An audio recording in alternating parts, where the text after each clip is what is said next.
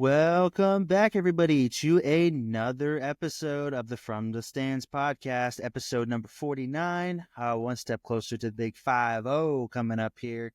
Like we say all the time, kind of hard to believe we come this far, but we're back for another episode right after the divisional round of the NFL. Obviously, have a jam-packed episode for you guys, recapping all anything and everything from the NFL season. Also recapping a little bit of what went on in the National College Championship as well. But before we dive into some juicy football talk, Bezzy boy, Ayo. sick again. Sick again. Dog, I swear I have the actual immune system of like a 1700s peasant. Like I catch the wind gets cold by like 3 degrees and I catch a cold. It's not even good, but yeah, it was just some weird, like, 24-hour flu bug thing. I went to basketball on Saturday, left basketball, and I started feeling like I really just don't feel all that great. I probably caught it from one of you fools, but, yeah, I didn't feel great. Saturday night rolled around. I was like, I really don't feel great. Did not sleep at all Saturday night, and then woke up on Sunday, and I was like, yeah, I can't go to church. I'm dying. All day Sunday was sick, and then I got some good sleep Sunday night. Woke up on Monday, and I was like, I want to say it was like better, but I was just like, oh, that's over. Still had a little bit of a cough and whatnot, but so it was just some weird little flu thing, I guess, that blew through. Yeah. But yeah, I can't stay healthy to save my life, bro. I would much rather have that than like these colds that extend into like a week and a half, 2 weeks, whatever. Mm-hmm. Like those, they're so weird though. You get those, you get like some bug, feel like death for like about 24 hours, and then you wake up just sleeping for like literally 24 hours, and you're like, all right, we good. Let's Yeah, we rolling. Dude, that's usually what happens. So I'm usually weird. like out for the count for like a week or so. And I was like super worried. I was like, it's so cold outside. I'm going to have to work in the cold and I'm sick. But thankfully, after Sunday, I remember that was when the worst. we worked together. Yeah. I remember when we worked together, you would get sick during the winter like twice a month. Like, I know, dude. You'd like barely get over something and get sick again. I don't even try to pretend. Like when people asked, even growing up, I was just like, yeah, I get sick all the time. I don't know what it is. Just like my freaking immune system pulled me out of the jungle, put me in the United States, and boom, just freaking, I don't know. Yeah, you said 1700s peasant or whatever. I'm pretty sure they had really, really good immune systems probably back then. So something, I don't know. I ain't no history buff. That's you, Sammy. I guess. Well, yeah. Anyway, lit times for old Fezzy getting sick all the time. So I guess we'll try to stay healthy for a month straight here. See how it goes here now that we're in January. Had some good weather these last couple of weeks. More snow this past week. More freak out by South Carolinians, but it's okay. We're here. So yeah, not too much going on in my neck of the woods either. Got a pretty big trip coming up this weekend. Taking a bunch of the youths that I work with up to a lodge in the mountains for the weekend. It's a nice little spot where you can play a whole bunch of sports. There's some really nice, cabins and where you can stay there for the weekend and stuff. So I'm pretty excited about that. But other than that, not too much going on in my neck of the woods. Like I was saying, just a lot of work. January, February, kind of the dark days right now. You just kind of keep your head down, just work kind of thing. Not really much going on. So, but I will tell you in what industry of the world that it is having a big time effect is in the NFL. Right now we're getting into the business end, like we like to say here on the podcast of the NFL season. We got a massive episode for you guys recapping the divisional round. So let's get into it right now. Jumping straight into it with the Texans at the Chiefs. This was obviously the first game of the Saturday slate of games that we had the divisional round. Chiefs obviously hosting this game as the number one seed. They will host throughout the playoffs, as we know at this point. Chiefs get an expected dub, I would say, 23-14. This game, we really saw a vintage playoff Kelsey performance here. Kelsey getting to the point now in his career where he just kind of like coasts through the regular season and he just kind of pulls up for the playoffs and just starts pulling crazy performances out of nowhere. So what do you got to say about this game right off the bat? I would say it was an expected dub, but maybe not necessarily, didn't think that it was going to be a blowout or anything like that. Definitely gave the Texans their due. But what do you got to say just right off the bat here for this game? I mean, to be expected. We were all hoping, like every time the Chiefs are in the playoffs, we hope the team that they're playing can pull it off. Obviously, they haven't the past 2 years been able to do so. The Texans were just really depleted, a lot of injuries with their wide receivers. I think, wasn't their running back, didn't he hurt himself like the week leading up, like rolled his ankle or something like that? Yeah, Joe Mixon had been kind of questionable leading up into the game, but he was able Yeah. to this one.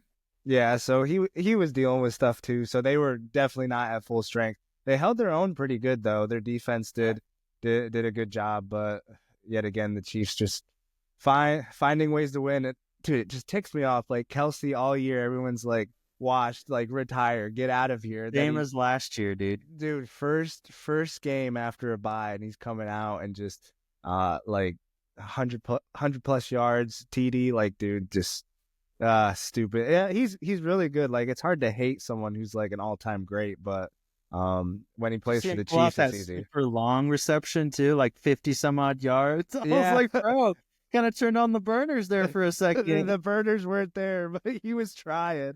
I think if he takes one hand off the ball, maybe, like, he's always running with like two arms on the ball. Yeah. Like, bro, you're not gonna go anywhere. And surfing through those tackles too, like he broke like 2 or 3 on that one, and you got. I mean, it's maybe it was the whole thing this whole year. Maybe Andy was like, "Hey, you're getting older, so just make it look like you can't play. No one will guard you. You won't get hurt, and show up for the playoffs."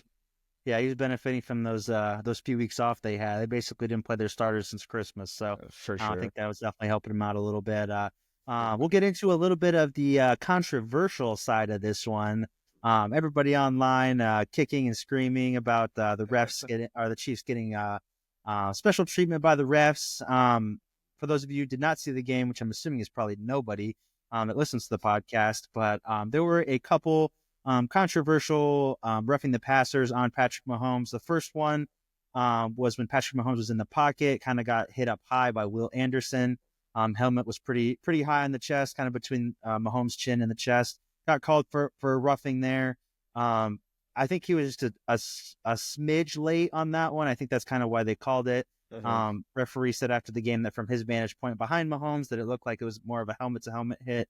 But then the other one I think was more people freaking out about was when Patrick Mahomes was kind of trying to run around a little bit. Kind of decides pretty late to slide down.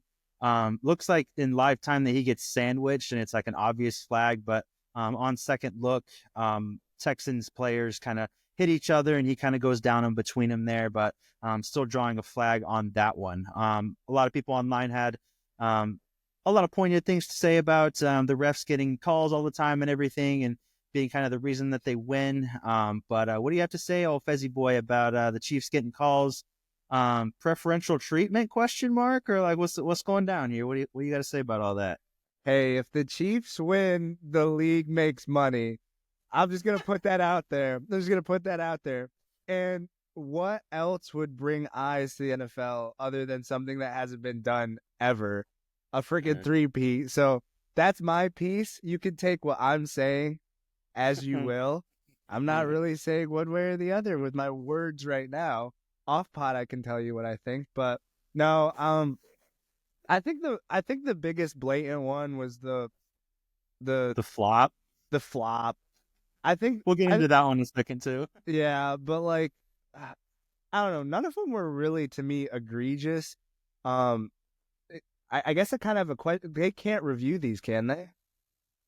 So there's a huge gray area of what they can review and what they can't. I'm pretty sure that the second one they were definitely not able to review, and I'm pretty sure the first one, the Chiefs ran up and ran a play quick enough to where like they didn't like it was they can't review a play like before the one that is just went down. So I don't think that they could review that one either. Yeah, so this can only come down at like certain points, and I'm not exactly clear on all the times that they can come down or not. It's something they need to look at in the offseason for sure. Yeah, I mean the one where you got sandwiched like in real time, like if I was a ref, I would have thrown that too. I think they need to implement something where it's like, especially if you have quarterbacks, and like even Josh Allen does this, like they're gonna use the rules to their advantage. Like everyone's going to. It's a competitive Yeah, sport. everyone decided to completely ignore Josh Allen's flop in the game the next day too. Yeah. I don't know if you saw that one, but Yeah, I definitely did. But so I guess in my personal opinion, they weren't like super bad, but people are going to talk about it because it's the Chiefs.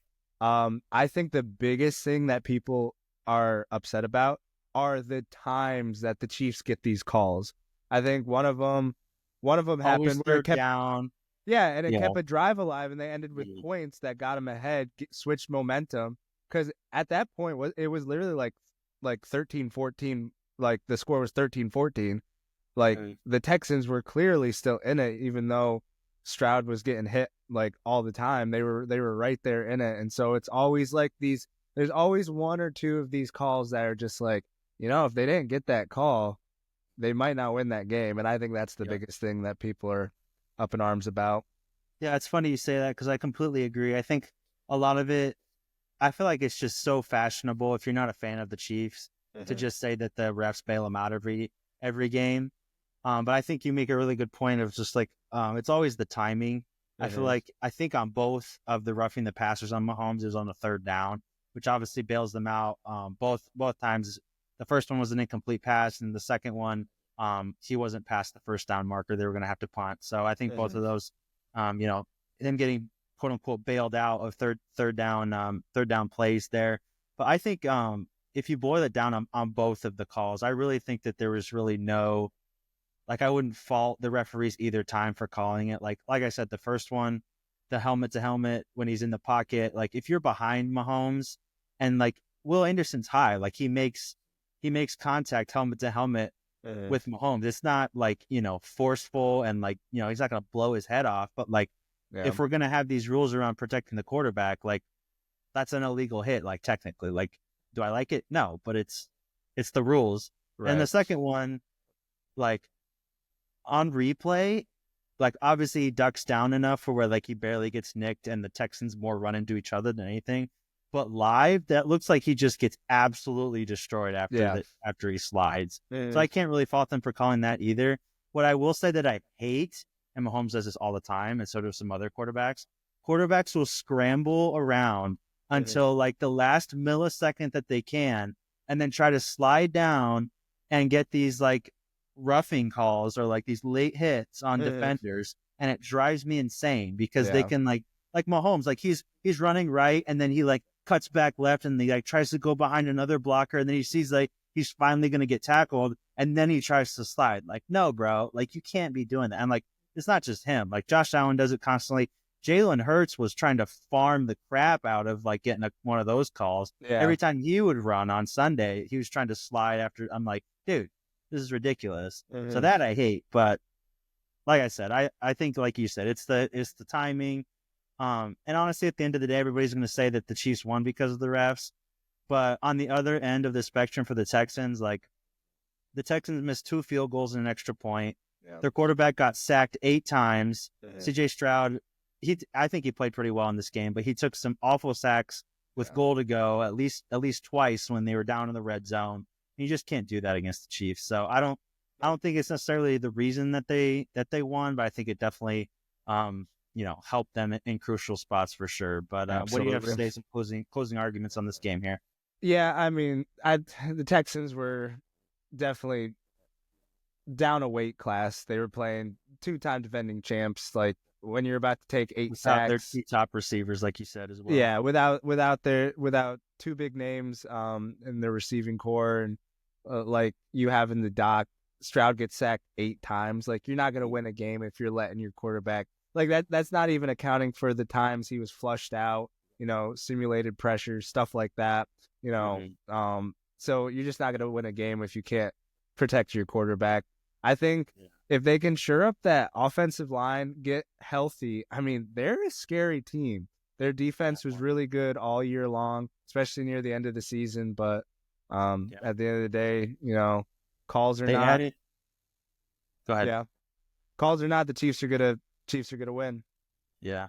Yeah, they added good pieces with Mixon and Stephon Diggs and everything. So they have Yeah, another good draft. They might make some noise in the AFC for sure. for So sure. yeah, we'll see. I really I feel like people think that I'm like a Chiefs fan because I'm erring on the side of sanity, I feel like, but Yeah, I really don't want them to win, but I'm just trying to be somewhat impartial here. But right. just a couple stats here.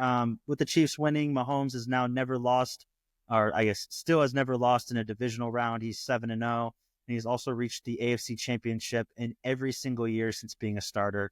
Also, Nah, 7 years in a row. Just absolutely wild. He also has 0 turnovers in all 7 divisional round games that he's played in. So that's insane. What are we, 25 now? So yeah, we're old. like 2018 so was his first year as a so the starter. last time he wasn't in the freaking AFC Championship game, we were 18 years old. We were graduating high school. Yeah, and he That's wasn't a insane. starter then, so he wasn't even really playing. That's just insane, man. Yeah, That's just wild, anyways, absolutely wild. But crazy. that's some fun stats for you at the Chiefs. They'll take on the Bills in the next round, which we'll get into their matchup in just a second. But we're gonna leave the Chiefs now. Chiefs will be the Chiefs. We're gonna go into the second game of the Saturday slate that we had. Commanders at Lions, baby. Eh. Woof, woof, woof. This is, Commanders. are we Pull even this keeping money. track of our picks yet? Are we gonna go through those at the end? That's a good point. I think we both picked the Chiefs, though, to be We honest. definitely picked the Chiefs. I don't think you can't bet against the Chiefs. Yep. But Did you pick Commanders or Lions here?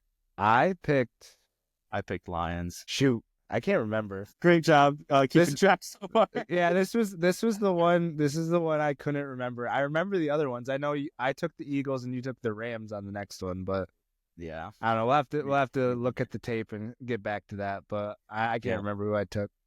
Either way, Commanders pull off the massive upset, really the biggest upset of the whole weekend, stunning the Lions 45-31.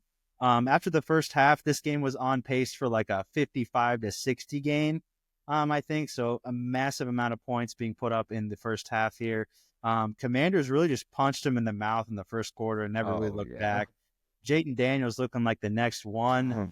I mean, there's everybody talking about him being in the top 5 of quarterbacks up there with Allen and Mahomes and Burrow and all those guys. So, what do you got to say here right off the bat for the Commanders?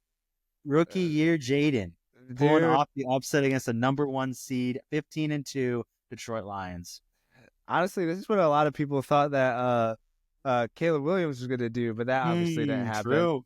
Oh man, dude, Jaden's playing crazy, man. The fact that he does not flinch, He's so poised, he's man. so poised. And I don't have the actual numbers, and this is all just regurgitating stuff that I've heard on other shows and stuff like that.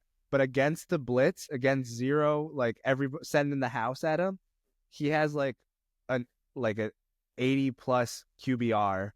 Like that's insane, and I think that leads the league, which is crazy because, like you were saying, people are already suggesting that he's, top 5 quarterback in the league right now with the likes of Allen, Mahomes, Burrow, and Lamar, which is just insane company to be keeping.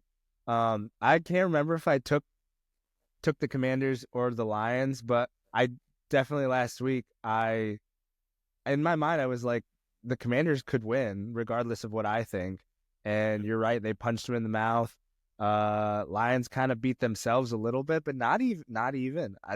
Daniels just played really good. They have a couple of young receivers that are scary. Terry was just going to town. Yeah, that crazy reception in the first half took it to the house. I mean, when you have a quarterback that is this poised, playing with house money, because like, dude, I'm a freaking rookie. I'm not even supposed to be here. Like, that's scary. So I don't know, man. Kind of, I can't say I saw it coming, but I definitely could have seen it happen, and it happened. Yeah, definitely. Would you say this is the greatest run by a rookie QB ever? Some of the other ones that people mention usually is Russell Wilson, Dak Prescott. I think Robert Griffin's thrown in there, but obviously he didn't make it anywhere close to where Jaden has his team. So, what do you think about that comparison there? So I was trying to think about this like earlier today because like obviously I haven't been paying attention to the NFL like as much as I have in the past like 3 or 4 years. But yeah, the likes of like Russell Wilson, I mean even CJ Stroud last year. The difference is like I think I heard they the Commanders were picked to win just as many games as the Tennessee Titans, who are picking first in the draft that's coming up. Crazy.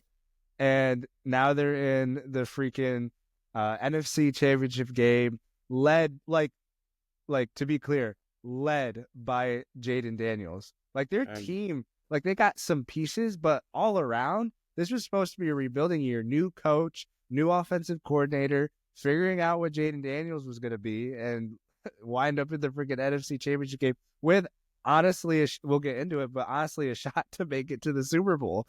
Like Yeah, it's crazy, man. It's crazy. definitely. Yeah, some like you said, I really love his just his moxie and like his just he never really seems to get rushed. Always playing his own pace, which I think is huge. Like so many rookies, I think struggle with that. That's how they throw so many interceptions. They just get ahead of themselves trying to rush, or whatever. But he's just cool, calm, and collected. Not just in the pocket, but when he's on the run as well. Knows exactly when to kind of rush. He's always benefiting a lot, obviously, from Cliff Kingsbury as well. Kingsbury loves to have a mobile quarterback. I think it really opens up the playbook for him. So, obviously he's having a really, really special year. I don't think there's really much of a doubt that he's having the best QB rookie season, basically of all time. So, we'll see what he's able to do here in the next week. But let's flip it over to the Lions here. Talk a little bit about them. Goff throwing 3 interceptions in this game, 2 pretty big ones in the first half that really killed drives. They were really driving at the end of the second half, maybe try to snatch some momentum right before the Commanders get the ball back at the start of the second. He goes deep, throws another interception, which just, everything is going the Commanders' way at that point. He actually got smacked after that. Smoked. And he didn't really look the same after that, No. but he's kind of looking, he kind of looked like the Rams, Jared Goff. They would just see like pretty good player, but really just interception prone for sure. So, what do you have to say about this? Obviously a massive run by the Lions and everything. They actually had got David Montgomery back, which a lot of people thought that he was going to be gone for the season after he tore his ACL, or he may not have torn his ACL, but he had a pretty big injury, but he was able to come back. So he had the 2-headed monster there. 15-2 out in the first round, or for their first round, I guess. Yeah, out in the divisional round. Yeah, it's sad to see because I really like the Lions. I like Dan Campbell. I like Jared Goff. Kind of like a bunch of like, underdogs turned like just dogs at the end of the day because they're definitely a team you don't want to mess with. If they were healthy on the defensive end, I don't think the Commanders have a shot because the Commanders, I mean, as good as Jaden Daniels is, like they were like on their 6th and 7th string like cornerbacks. Like I could probably go out and run a route on those dudes. That's a joke, everybody. I can't. Don't hate me for that. But you get what I'm saying. Yeah, they were just like super, super depleted.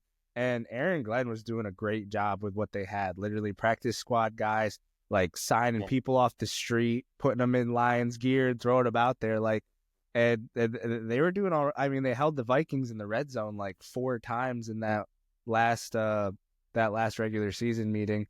But yeah, I think if they were healthy on defense, this would be a different story. But they weren't. Commanders took advantage of that, got them in a shootout, and yeah, Goff was the quarterback that played the worst on the biggest stage, which kind of, like you said, kind of like showed you like LA Rams Goff, but at the end of the day, the Commanders made more plays, and that's how it rolls sometimes in the NFL. So I don't know.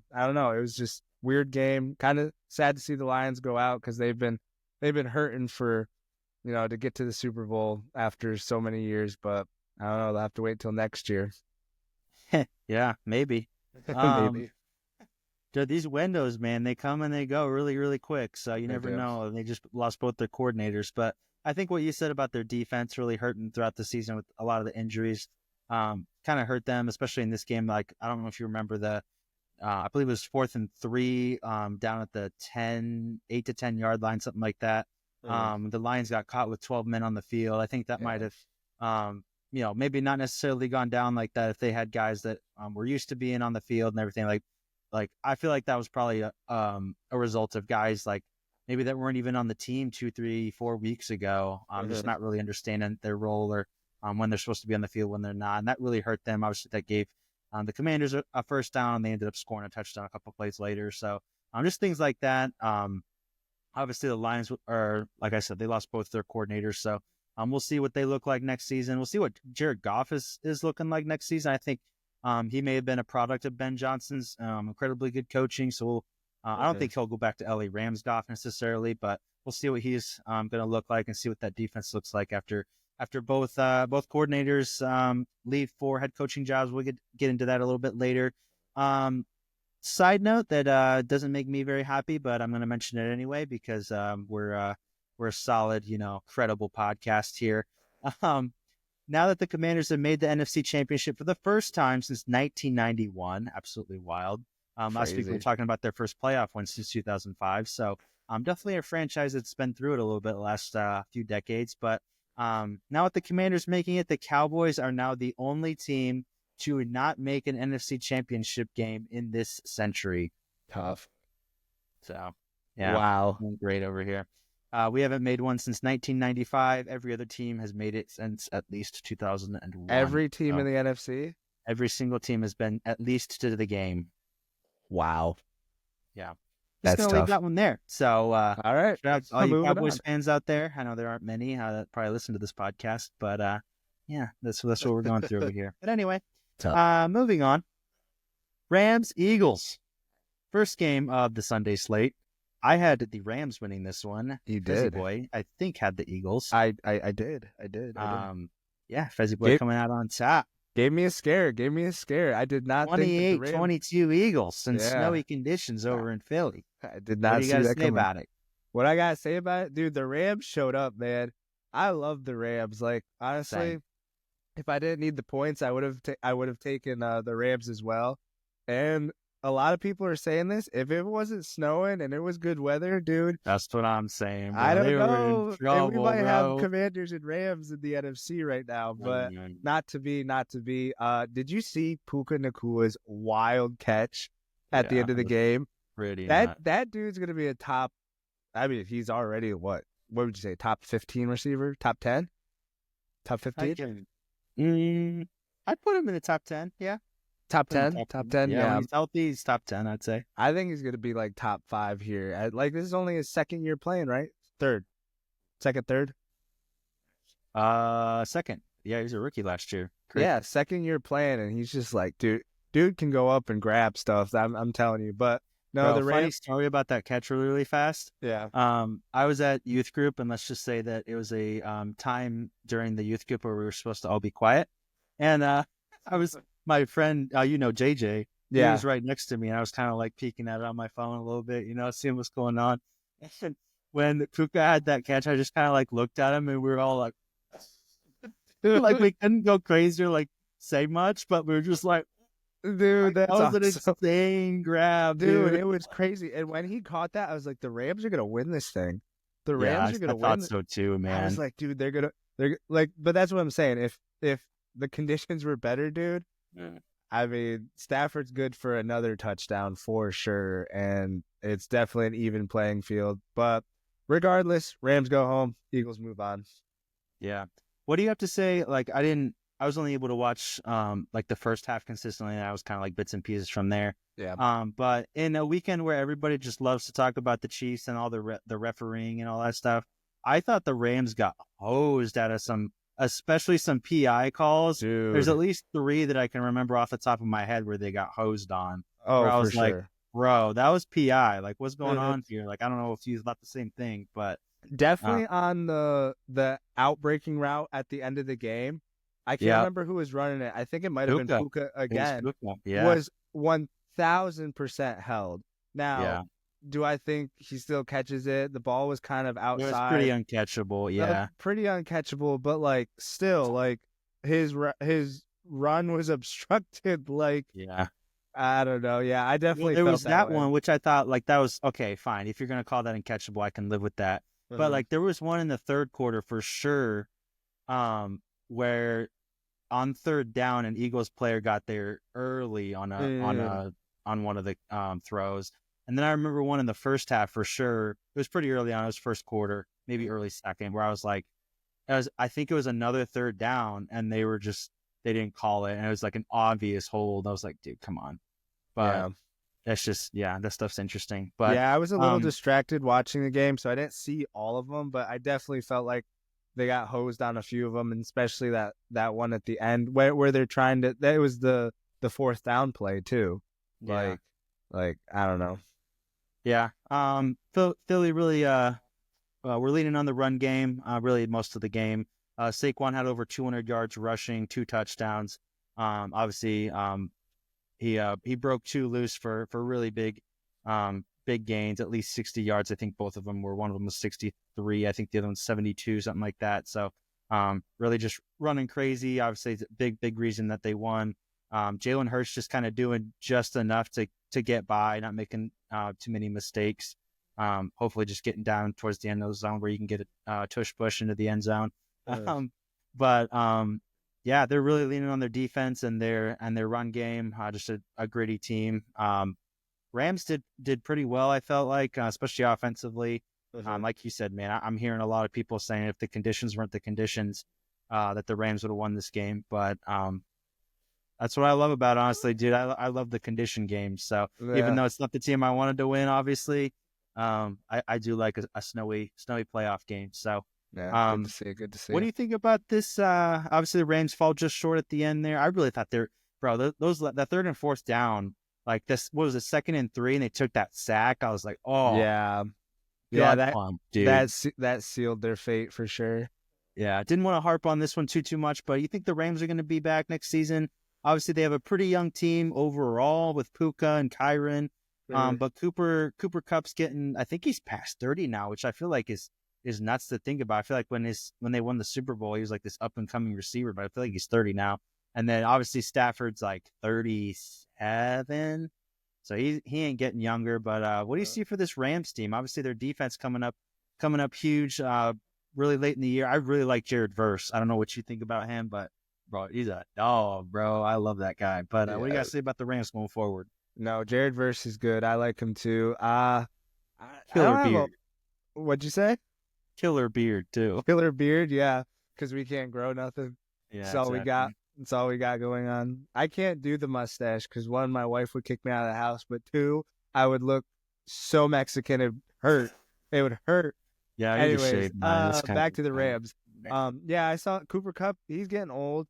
I know there's a little bit of stuff going on with his contract. Like they're trying to stay below, obviously you can't, with the cap, you got to move stuff around. I don't know too much about that situation, but I did see some stuff on Instagram about where he could end up. Obviously, they have a wide receiver for the future for a while in Puka.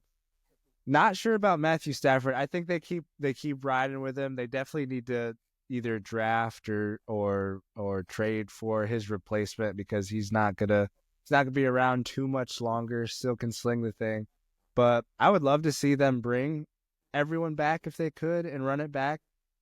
They were dealing with some injuries at the beginning of the season too, with Puka and Kupp being out for a while. First half of the season, basically. Yeah, and I mean, like, again, I hate to keep bringing this up because it's kind of unfair to the Eagles, but like that conditions were a little better. I mean, the Rams with this team could have been in the NFC Championship game, and yeah, I mean they have a shot against the Commanders too. Yeah, I mean they would have had a shot to win it as well, which would have been a great story with everything happening in LA right now. For sure. I would like to see them bring everybody back again. I'm kind of speaking out of ignorance because I don't know the whole situation, but yeah, I'd say run it back. McVay getting those boys into the playoffs, they're always dangerous. Yeah, definitely.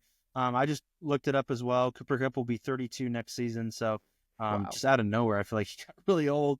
But like you said, a super likable team. It's kind of rare for me to like really enjoy these big market like LA teams. I just usually just hate them because they're just so arrogant or whatever. But yeah, like the storyline around them, and they just have so many likable dudes, man. Like Matty Stafford, Puka, Cooper, Kyron Williams, like I said, Jared Verse, a couple other guys in defense. But like you said, not to be. So we'll see what they were able to put together next year.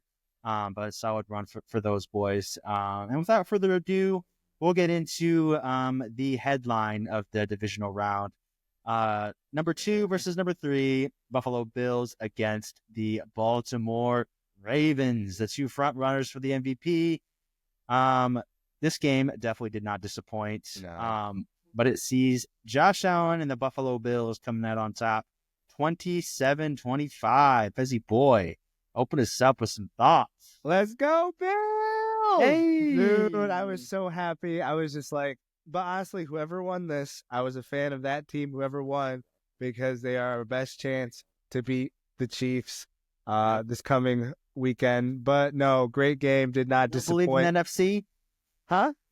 You don't believe in the NFC? I mean, I root for anybody that plays the Chiefs until the Super Bowl happens. And in the Super Bowl, the opposite team of the Chiefs, they're my boys. So, yeah, hopefully the Chiefs don't make it. Hopefully the Bills knock them off, but we'll get into that.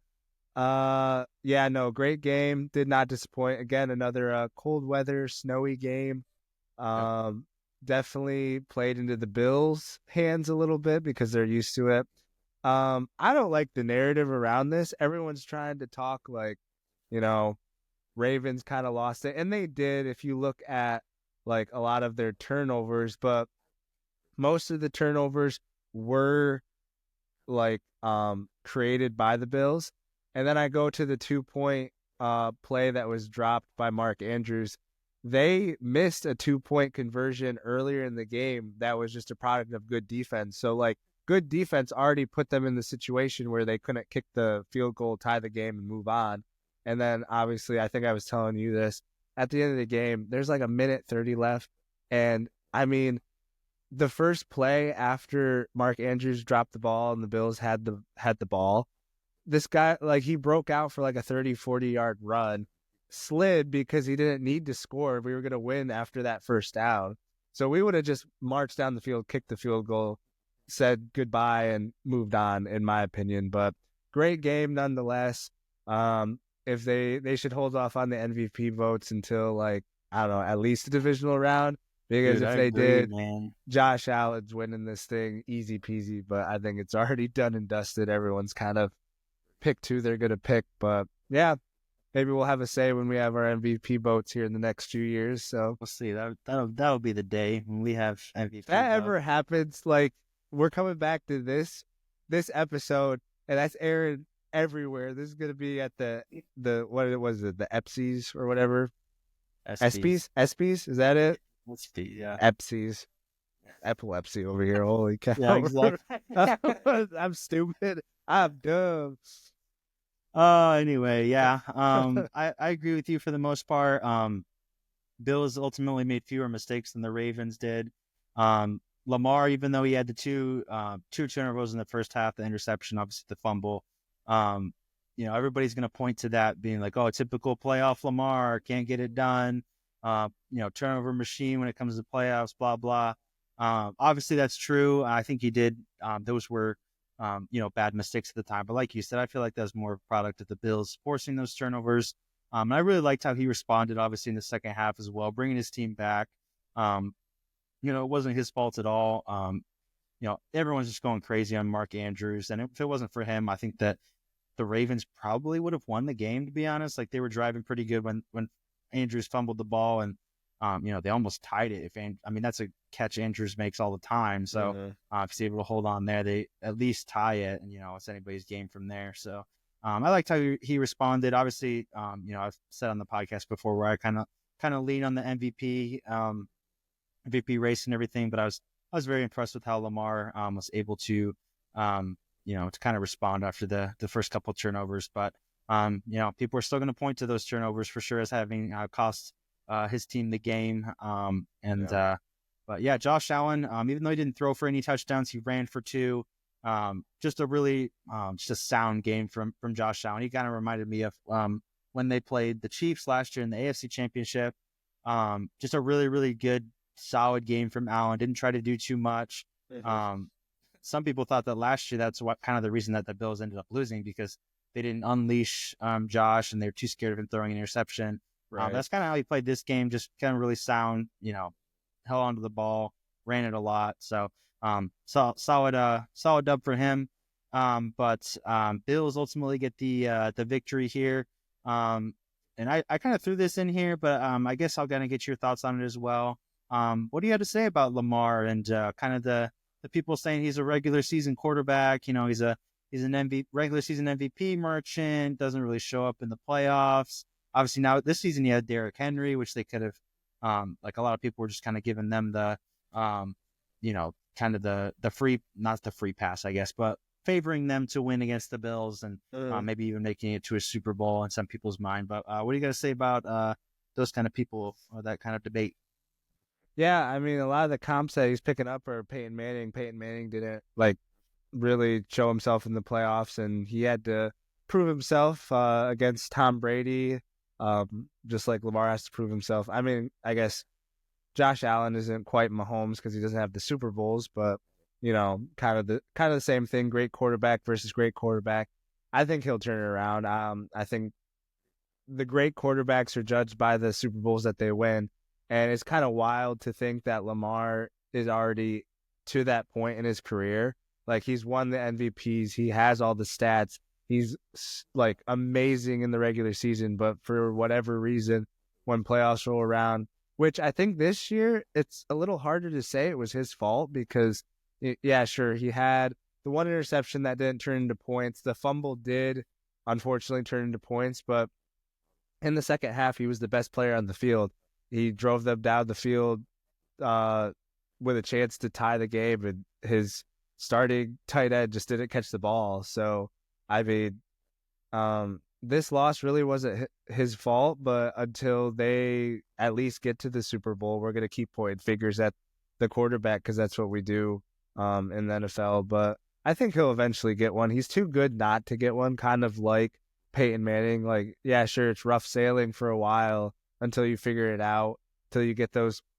I mean, you can't really say till he gets the players around him because the Ravens were so good. Even their defense was like number one, like the second half of the season in like almost all categories. So, yeah, I don't know. Dude, I don't know if he'll make it to one, dude. He's in a Really? absolutely stacked AFC, bro. Like, Burrow wasn't even in the playoffs this year. He's still got to go through Allen. He's got to go through Mahomes. Yeah. You got an up and coming Texans team we just talked about.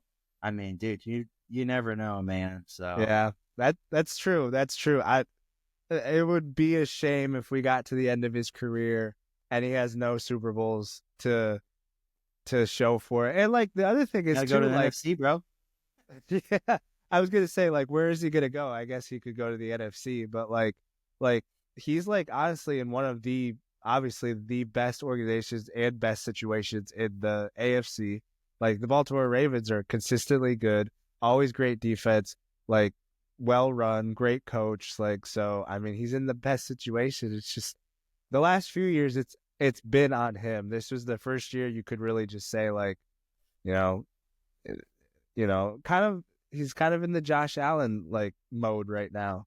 Like, always something keeping him from getting over the top. Yep, and that something is Patrick Mahomes every freaking year. Unbelievable. Anyways, yeah, solid stuff in the divisional. Hopping over to the championship games here. We'll kind of give a little bit of a preview here. First off, we got Commanders and the Eagles starting off this coming Sunday. Philly, 6-point favorite against the Commanders. I feel like that's a little bit high coming off that Commanders 45-point thrashing of the Lions. So we'll see how Jaden Daniels is able to build on his incredible rookie season. As obviously Eagles hater, I'll come. Obviously, the Commanders are in Division 2, but I'm rooting for the Commanders. Big time hope for me is how the Commanders were able to shut down that the Lions running game pretty well. I'm hoping they do the same thing with Saquon, and that'll obviously cut down their offensive production almost entirely because Hurts is scared to throw the ball. Mm-hmm. So we'll see if the Eagles can pull it off with their loaded roster. But who do you got in this one, Fezzy boy? Oh, give me the Commanders, underdogs, not betting against Jaden Daniels. Let's get it, man. Let's get it. If we can find a way to limit, I say we, like I'm like just in this city. I say we all the time. Like, I'm just hopping on all these wagons. I'm just a bandwagon hopper, but no, no. Bro, If we what could, team was it you talked about the other day and you said we, and I asked you if you were a fan of them now? It was like the most random team. You're like, we were doing this. I was like, I don't even remember. I You can't shot even that, that's remember. fine, Was it but over text? It was something like that. I I think it was kept text. saying we. I always say Anyway, we. continue. I'm a little homeschooler that wanted to be accepted by everyone. So this is Everyone is a we. everyone's we. No. Um, no, give me the Commanders. I think if they find a way to limit, they're not going to stop Saquon, but if they could limit Saquon, and his explosive runs, Jaden Daniels can get into a shootout with Jalen Hurts, and he's going to win that because Jalen Hurts does not throw the ball very well, and their passing offense is pretty simple because they don't do it a whole lot. So it'll be interesting to see. They did win the second meeting in the regular season. Obviously, Jalen Hurts went out, and that's a big loss to their running game because they use a lot of like quarterback run and quarterback reads with Saquon. So Yeah. it'll be interesting to see. But give me the Commanders -6. Yeah. I'm actually gonna pick the Commanders as well. Ayo. I'm just gonna hop on the bandwagon, bro. Like I'm pretty sure ahead. if we add up the points, you're winning anyways. So like, I got to Maybe. take all the upsets. We'll have to go back and see what we picked, but yeah, I kind of agree. I think if they get in a shootout, like QB shootout, that Jaden will ultimately come out on top. I saw a meme earlier today saying that Jaden Daniels is the only man that can stop us from Jalen Hurts having 100 yards passing in the Super Bowl. I thought it was funny, but That's great. yeah, we'll see if the Commanders are able to shut down Saquon, at least to some extent. Like obviously you can't shut him down, Right. but if they can at least limit him, I think that the Commanders have a definite path to winning this game for sure. And, Absolutely. as they just showed, they can put up 45 in a playoff game. So we'll Nuts. see what they're made of against that Eagles defense. And hopping over to the AFC, Bills Chiefs, baby. Here we go again. Fourth time in 5 years they meet in the playoffs. Chiefs have won every single time in the playoffs so far. Really been the Bills' demise. Who you got in this one, Pezzy boy? Oh man. I'm going with my heart. Also going with the dogs, the Bills. You got them down here -2, but I got the Bills finally righting the ship and healing the universe and bringing it back into balance. This Sunday versus the Chiefs. Give me the Bills and Josh Allen going to the Super Bowl for the first time. As much as I'd love to see it, I'm not picking against the Chiefs until knew you they were actually gonna do lose that. the game in the playoffs, bro. They haven't done it in 3 years. 3 freaking years. That's crazy. I'm picking the Chiefs. I will be rooting for the Bills, but I do think the Chiefs. I can't even really tell you why.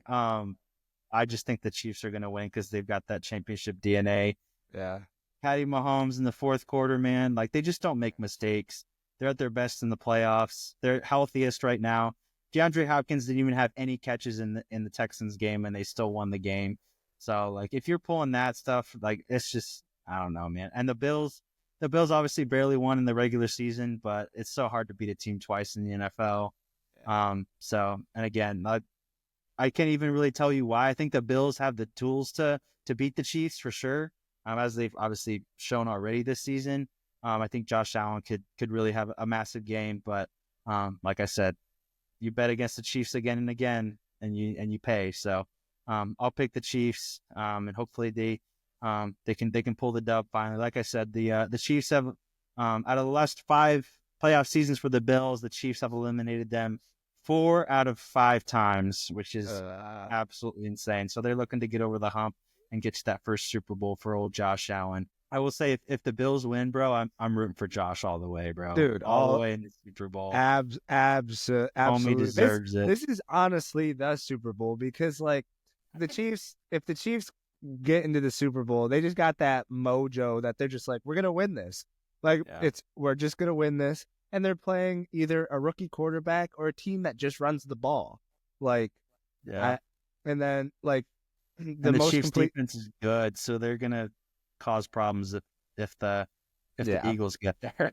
yeah. I just hope, like, obviously we can't throw the game away, but we have to. The Bills, I'm talking about, they have to go in and they got to go up. They got to punch them in the mouth, but they got to keep punching them because we Yeah. can't get up.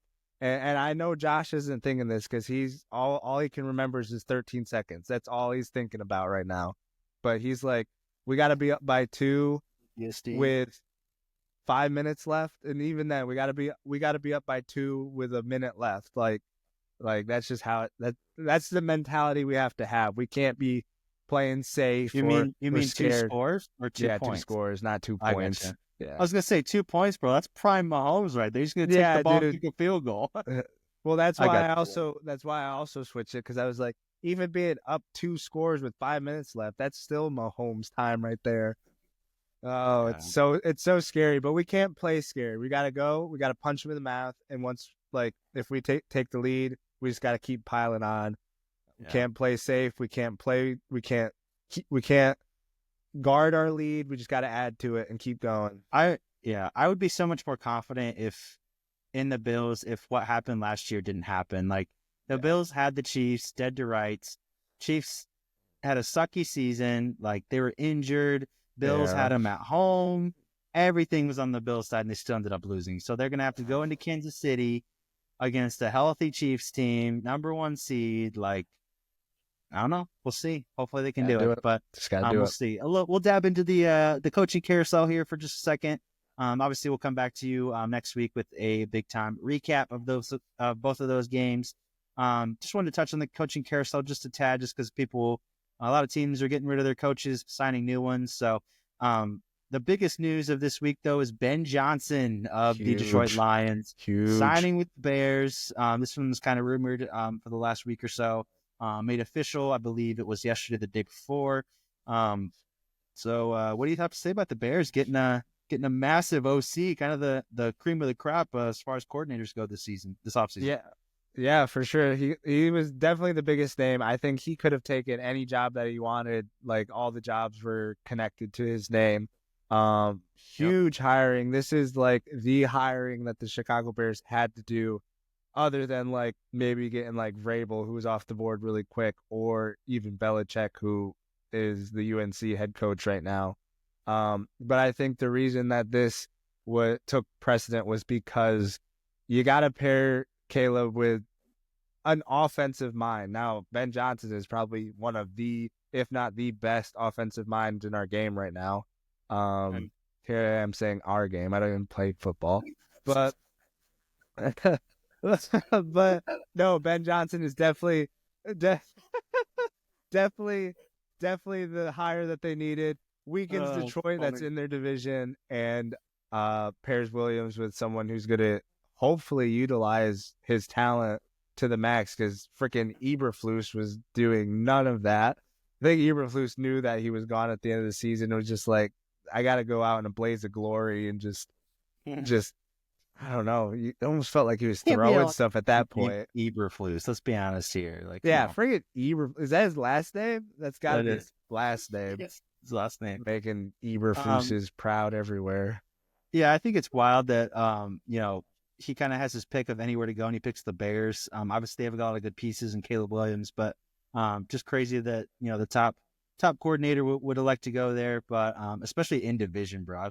I feel like that's not talked about enough. He wanted to, from what I've heard. In division, yeah. That's what he wanted. So, yeah, so we'll see if he's able to develop Caleb and get some of those pieces around him to gel a little bit better than our boy Eberflus did this year. But Lions DC Aaron Glenn takes the Jets job. A little bit random, but he did spend 7 years as a player playing for the Jets. So familiar face in that locker room. He's going to have a big project on his hands for sure. Just kind of dealing with if Aaron Rodgers wants to stay, who, if any of the weapons want to stick around, Garrett Wilson and Breece Hall and all those boys, kind of a team that's built to win now. We'll see how many of them ended up coming back, but he's got a big project on his hands. Again, that's the Lions defensive coordinator, so the Lions are going to have to kind of start from scratch. So we'll see how they look next year. Kevin O'Connell re-signs with the Vikings as well. There's some rumors that came out in the last few weeks about teams possibly offering to trade for him. I really don't think it was that realistic that he was going to go anywhere. He seemed like he was pretty solidified with the Vikings, but hopping around the league a little bit, the Raiders, Jags, and Cowboys are still looking at some different coaches. Pete Carroll, Robert Saleh, Kellen Moore, and Steve Spagnuolo of the Chiefs are all some of the top names that are being floated out there. We'll see if any of them are able to kind of land one of these jobs. Last I saw news of the Cowboys today is that we're going to promote our offensive coordinator, Brian Schottenheimer, into the position. So and then a few hours later, I saw that nothing was extended. Typical Cowboys news there. We'll see what we're able to kind of. You'll sign your coach the day before opening day next season. Yeah, probably. That sounds about right. Exactly. Or Jerry will start coaching you guys. I saw that today. Yeah, I saw it this week. I was like, Jerry should coach the team. Imagine Jerry Jones like coaching, like being senile and just like coaching the Cowboys. Like, yeah, 96-year-old Jerry. I wouldn't put it past him because he just does stupid stuff. But anyways, that's for you Cowboys fans. All the Dion rumors have cooled way down because it was reported that we hadn't actually offered him and the talks weren't that serious and blah, headlines. So my prediction that he would never hire Dion because he would take up too much of the spotlight has come true. But wanted to wrap up the football portion of the podcast with a little college football talk. National championship action, Ohio State versus the Notre Dame Fighting Irish. Ohio State come up with the dub here, 34-23. Oklahoma State. Every time I see OSU, I say Oklahoma State. Ohio State win their first championship since 2014. They haven't actually won too many national championships. You think Ohio State? I usually think that just glorious program with tons of national titles, but they capture that elusive title. They're kind of always in the playoff. I feel like that's kind of maybe why as well. But the Buckeyes were up 31-7 early in the second half, about midway through the quarter or so. But Notre Dame comes storming. I cannot get my thoughts straight. Notre Dame came storming back late in the second half. Got it within 10 points. I think it was from the touchdown, wasn't it? Mm-hmm. I think it was 31-23 at one point. Yeah. So obviously they were able to come back there, but I'm not sure if you watched too much of the Ohio State Notre Dame national championship here. I feel like it's really bad on their part that they would sandwich it between like the divisional and the AFC championship. Like it's going way too far into January and kind of, going on NFL season now. So not a lot of people were making a lot of buzz about it, but did you watch this game? Yeah, I did. I had it on the whole night. I actually turned it off in the third quarter when Ohio State ended up going up because I was like, it was already getting late. Taylor was falling asleep. So I was like, I need to go to bed. There's no way they're going to pull it off. So I went in and I was like brushing my teeth, got ready for bed, just turned the game on right before I went to bed. I was like, oh, shoot, Notre Dame's in this. Okay. So I ended up finishing the game. Obviously, kind of weird to take that field goal that they ended up missing. You would have liked to see that. I mean, it was fourth down, and obviously it ended up working out, which they had a chance at the end of the game, down one score to, I think, tie it at that point. Dude. But no, it turned out to be a good national championship game. A lot of people were saying like, "Oh yeah, Ohio State's just gonna boat race them, just gonna just mow them over." I was Notre Dame's person. Yeah, Notre Dame's out of their depths, but no, good fight from, no pun intended, the Fighting Irish. But kind of cool to see Ohio State pull out the win, and got some cool players to follow that I see in the doc. You have a little note on that I'll let you touch on. Yeah, we'll get into that in a second. Kind of funny story again at work. I have a bunch of buddies that we kind of keep up with football and everything. And I was telling everybody at work, I was like, dude, Ohio State's going to boat race these fools, bro. Like, I think they're going to win by a lot.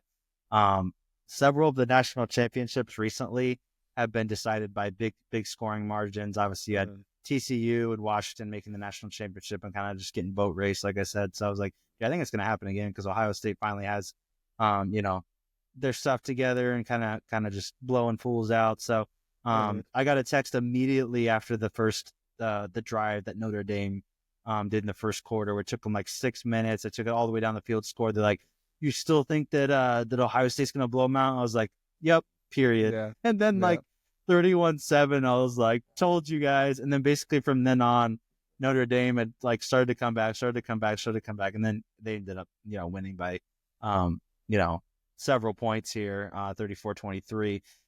But just kind of a funny moment there about that. But they ended up winning, in my opinion, pretty comfortably, even though they built up a big lead and lost it a little bit. But like you said, just wanted to touch on a really cool thing, at least for me, that I think is really cool. It really gained national attention just because so many of the Ohio State players were giving glory to Christ after their games, during their games, in interviews and everything. Will Howard, Jeremiah Smith, Jack Sawyer, Travion Henderson, all giving glory to Christ throughout the season. I saw that it was even before the season. I was seeing some national headlines about there being like a revival in the Ohio State locker room. You saw during the playoff games that when they would come out of the tunnel, basically the whole team, they would get on the sideline and take a knee, just giving thanks to God and, praying before the game and stuff, which I think was really, really cool. I don't think Ryan Day was actually as much of a part of that.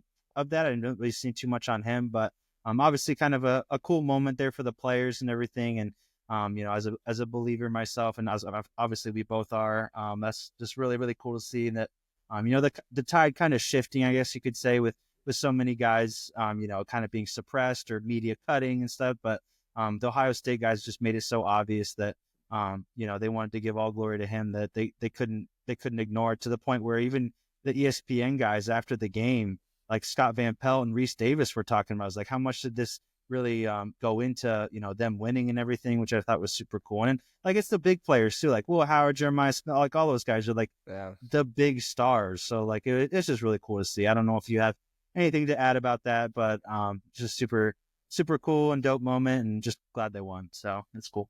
Yeah, no, for sure.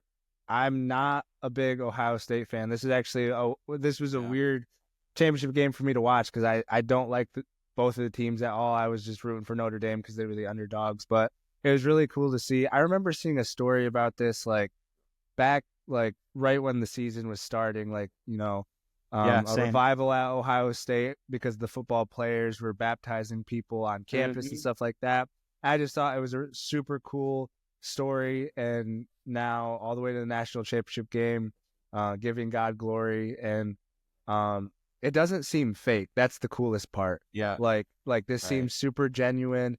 They're very adamant about it. It's not just in passing where they're just like, like a lot of people are just like, yeah, I'd like to thank the man upstairs or something like that. A lot of people do that. It's very cliche, that term especially. But... Right. But like, this is very like adamant and very much like, God did this and this is what God has helped us with. And it just seems very genuine, which really, really is cool to see.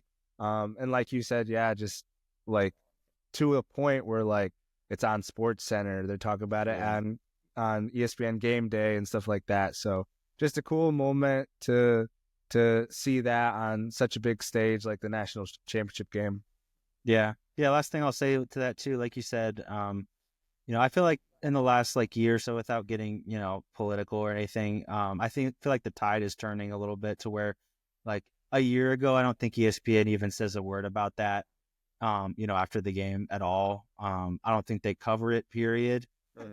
I don't think it gets national headlines like it has the last few weeks. So I think that's really encouraging. So anyway, with all that being said, that'll finally conclude the football portion of this podcast. I know we usually go about an hour now with the playoffs and everything, but there's a lot to get to. So definitely. Yes, definitely some good talking points, and hopefully we'll have even better ones after the AFC and NFC championship games next week.